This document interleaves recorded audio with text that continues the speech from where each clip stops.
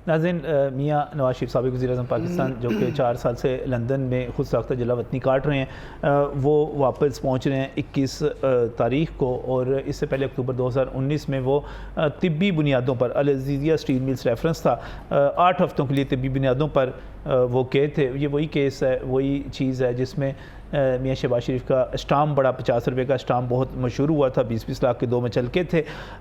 उसमें जो सज़ा थी उस पर ज़मानत 8 हफ़्तों के लिए लेकर गए थे। उसके बाद 4 साल गुजर गए, लेकिन ये बात बहरहाल तयशुदा है कि मियाँ नवाज शरीफ की जो जलावतनी थी वो सियासी बुनियादों पर थी।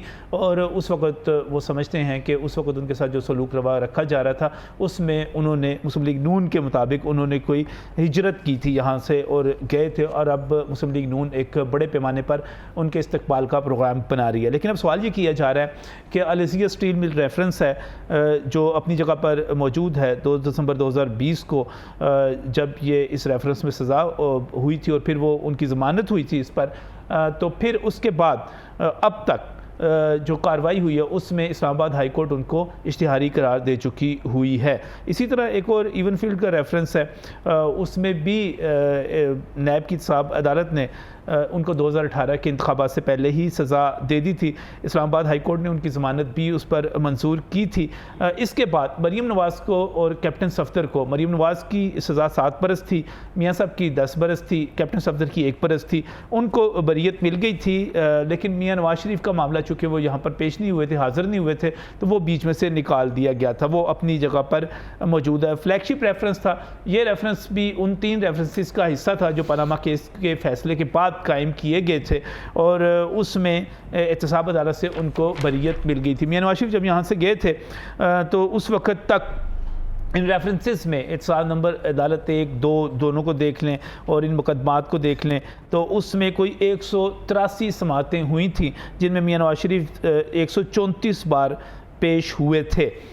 इनमें से जो समातें उनका आगे से जज मोहम्मद बशीर थे, 103 दफ़ा उनकी अदालत में पेश हुए थे, और बाकी जो था अरशद मलिक साहब उनकी अदालत में 80 मरतबा पेश हुए थे। ये सारे के लंबे चौड़े मेरे पास काफ़ी अदाद शुमार मौजूद हैं। लेकिन अब सवाल ये है कि एक तो उनकी नाअहली थी इलेक्शन एक्ट में, फिर तरमीम का हम जो पिछले पार्ट में बात कर रहे थे फिर उसमें बात करेंगे, वो ताहयात जो नाअहली थी वो तो अब 5 साल तक महदूद हो चुकी, कानून आ चुका, वो अपनी जगह पर। अब जो सज़ाएं हैं उसमें वो पेश होंगे, वो सरेंडर कर जाएंगे अदालत के सामने, उसके बाद उनकी गिरफ्तारी होगी नहीं होगी, क्या सूरत हाल नज़र आती है, वो जाती उम्रा जाएंगे या जेल जाएंगे, पहले वहाँ से निकलेंगे, ये सारी सूरत हाल जो है इसको कानूनी माहिरीन है वो इसको बेहतर तौर पर बयान कर सकते हैं, यहाँ पर बता सकते हैं कि क्या सूरत हाल होगी। सरदार अज़ीमुल हमारे साथ यहाँ पर मौजूद है और राना ज़फ़र इकबाल साहब भी मौजूद है, इफ्तिखार शाहिद साहब भी मौजूद हैं। सबसे पहले सरदार साहब, आपको क्या नज़र आ रहा है? कानून के मुताबिक मियाँ नवाज शरीफ वापस आ रहे हैं तो वो किधर जाते हुए आपको नज़र आ रहे हैं? जेल जाते नज़र आ रहे हैं, जाती उम्रा जाते नज़र आ रहे हैं? देखिए, पाकिस्तानी कानून के मुताबिक तो कोई भी कन्विक्ट आदमी जेल से अलावा तो कोई जगह नहीं उसकी, उसके लिए प्री अरेस्ट का भी कोई स्कोप नहीं है यहाँ पे। ज़ाहिर है वो जैसे आपने अभी तमहीद में ये बात की जी, अब तो ये खुल गई है बात कि वाकई उनकी जो यहाँ से रवानगी थी वो एक पॉलिटिकल उनका सफ़र था, और जिस तरह से 50 रुपये का स्टाम्प दे के और जिस तरह से गलत बयानी करके यहाँ से वो तशरीफ़ लेके गए और उसके बाद 4 साल तक उन्होंने अपने आप को वहाँ पे रखा और दुनिया के मुख्तलिफ़ ममालिक का सफ़र किया। सिर्फ पाकिस्तान आने में उनके डॉक्टर्स ने उन्हें मना किया था। सिर्फ वो जुल्म कर रही थी ना आपकी हुकूमत उस वक़्त उन पे, तो वो मज़ालिम के ख़िलाफ़ हिजरत कर देना तो ये 16 माह तो उनके भाई की हुकूमत थी, उस वक्त तशरीफ़ ले आते, उस वक्त भी नहीं आए वो। अब उन्होंने जिस तरह भी कोई मैनेज किया होगा, लेकिन कानून ये कहता है कि he has to face the music और जेल जाएंगे। वो कहते हैं कि अगर कोई अदम पैरवी की बुनियाद के ऊपर कहीं भी आप इश्तिहारी करार पाते हैं, कुछ भी होते हैं, तो उसमें आपके काबिल ज़मानत वारंट होते हैं और काबिल ज़मानत वारंट के ऊपर आपकी ज़मानत हो सकती है। हुकूमती हल्के ये बता रहे हैं कि उनकी ज़मानत हो सकती है। ये हुकूमती हल्कों की तशरीह है, अदालतों की तशरीह कानून के मुताबिक होगी। आप ये कह रहे हैं कि वो कन्विक्टेड हैं और उस पर उनकी ज़मानत नहीं हो सकती? नहीं, अगर सरेंडर करेंगे ना, पहले सरेंडर करेंगे तो वो आ रहे हैं ना सरेंडर करने के लिए। हाँ, तो अथॉरिटीज़ उनको कस्टडी में लेंगी, उसके बाद कानून अपना रास्ता। आप ये कह रहे हैं कि एयरपोर्ट से उनको कस्टडी में लेना होगा, वो जाती उम्रा नहीं जा सकेंगे, उनको पहले अदालत में जाना पड़ेगा। कानून तो यही कहता है। तो अगर वो वहाँ पर उतरे और वो बड़े मुस्लिम लीग नून काफ़ी वर्कर्स को कॉल दे रही है और वो कह रहे हैं बड़ा जोर लगाना है, हमने तारीखी इस्तकबाल कर देना है, और अगर वहाँ पर पता नहीं हज़ारों या लाखों या जितने भी वर्कर्स आ जाते हैं उसमें गिरफ्तारी मुमकिन हो सकेगी? नहीं, अगर ये लोग वहाँ पे आदमी ना भी इकट्ठे करें तो इस वक्त हालात ये हैं कि जिस तरह वो मैनेज करके आ रहे हैं, अगर अकेले भी हुए तो मुझे नहीं लगता कि वहाँ उनको कोई गिरफ़्तार करने आएगा। हालांकि इससे पहले वो बेटी के साथ आए थे इलेक्शन से पहले और अंदर ही एयरपोर्ट के अंदर ही गिरफ्तार हो गए थे।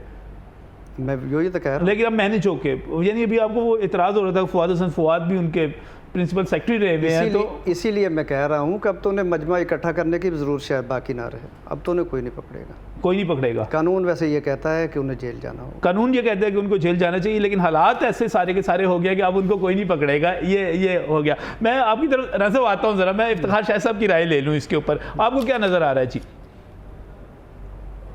ये है कि ये बहुत बड़ा साइन ऑफ इंटेरोगेशन है, अच्छा, सवालिया निशान है किस चीज़ पे? Whether Mian Nawaz Sharif is coming और नॉट। अच्छा, अभी तक आपको ये है कि वो वापस भी आ रहे हैं कि नहीं? वो मर्जी के मालिक हैं। बात ये है कि उनको बहुत पहले आ जाना चाहिए था। जैसे ये कह रहे थे कि उनके भाई की हुकूमत थी, आ जाते। आ जाना चाहिए था, ठीक है। अब टाइमिंग उनकी अपनी है, जाना भी उनका अपनी मर्जी से हुआ, आना भी उनका अपनी मर्जी से है। नहीं, हुकूमत तो इनकी थी ना, पीटीआई की हुकूमत थी, इमरान खान साहब की हुकूमत ने इजाज़त दी थी, पीटीआई की अदालत ने इजाज़त दी थी, बाकायदा फैसिलिटेट किया है। कैबिनेट का फैसला था जी हाँ, कि जी मियां नवाज शरीफ साहब को भेज दें। और ये भी पाकिस्तान की हिस्ट्री में 2 मरतबा हुआ है। एक मुशर्रफ के दौर में मियां नवाज शरीफ साहब बाहर गए, या इमरान खान की हुकूमत में ये बाहर गए। सही। अदरवाइज हिस्ट्री पाकिस्तान में ये है कि जुल्फ़िकार अली भुट्टो, बेनज़ीर भुट्टो और दीगर कई डेमोक्रेटिक लीडर्स या फ्रीडम फाइटर्स सब कॉन्टिनेंट के या पाकिस्तान के, उन्होंने जेलें बर्दाश्त की हैं। आसफ जरदारी ने ये कहा था सही कि मैं नवाब शाह की मट्टी में दफन होना पसंद करूंगा, लेकिन किसी दूसरे मुल्क नहीं जाऊंगा। लेकिन मोहतरमा गई थी, आपको याद होगा, मोहतरमा 1999 में मुशर्रफ दौर आने से पहले गई थी और उसके बाद वापस मिसाक जमहूरियत होने के बाद 7 बरस के बाद वापस आई थी। मैं और बात कर रहा हूँ। अच्छा, आप और बात करें। वो गई थी, वो कोई मामला तय करके, कोई एग्रीमेंट करके नहीं गई। नहीं, जलावतनी तो उन्होंने ना। अब ये है कि जाने का हर शहरी का एक हक है कि वो जा सकता है। Right of movement. मैं अब जाने की तो बात ही नहीं हो रही सर, जाना तो खत्म हो गया उस वक्त, जो राय थी अपनी जगह पे, अब वापस हो रही है। इफ्तिखार साहब, एक कानूनी माहिर के तौर पे आप क्या समझते हैं, मियां नवाज शरीफ पाकिस्तान में वापस लैंड कर रहे हैं? वो कर रहे हैं, अपरेंटली तो यही नजर आता है कि वो आ रहे हैं। अब सवाल ये किया जा रहा है कि वो गिरफ्तार होंगे या नहीं? गिरफ्तार होना जरूरी नहीं है। गिरफ्तार होना जरूरी नहीं है। वो ये प्रोटेक्टिव बेल हो सकती है।